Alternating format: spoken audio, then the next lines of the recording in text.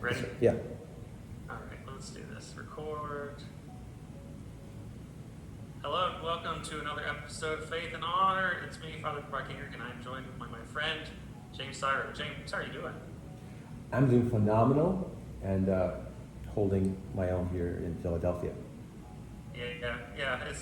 It's a little bit closer to the hot zone, from what I understand. Just a little bit. Yeah. Okay.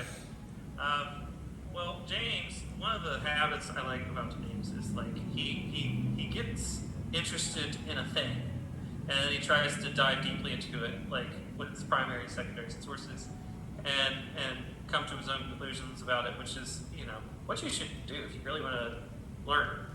And something he has been jumping into, and something I have a little background, I have more of an introductory background with, and I still think about too, is natural law. And James, what do we mean? What's the deal? What's natural law? Why do you like to talk about it? And what brought you to thinking about it? Yeah, that's a great question. I basically have a strong background in philosophy from back in college. I have a degree in it. A philosophy interest has always been one of my core passions in life ever since high school, college. So it's been important to me, and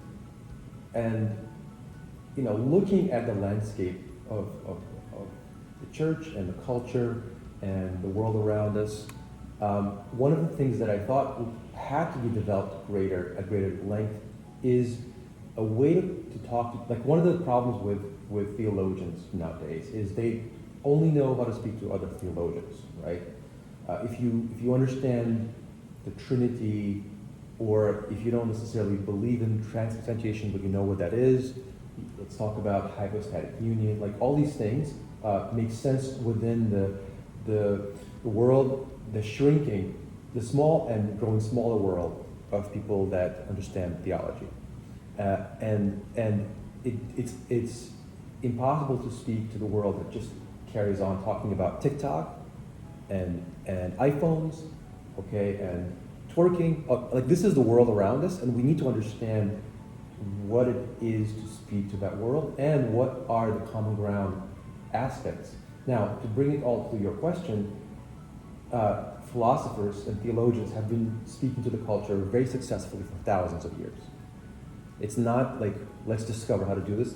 It's really like, it's been one of the core capabilities of Christians for thousands of years. And the label, one of the labels that this kind of discourse has been called natural law, which is to say imperatives, commands, ethical foundations that are rooted not in Scripture, but in nature itself, in reality itself. What can we say about them? Because if you can say something about something that's rooted in nature or in reality, then someone next to you can also talk to you about that, and you can have a conversation about ethics or politics or knowledge and duties and friendship and honor and humility. You can have these conversations, and you don't need them to become a theologian to share those beliefs with you, because that's the problem. Like, we don't have enough discussion on virtue, and is virtue a prison within Christianity, in which case no one else can talk about it, and then you can't talk to people about it.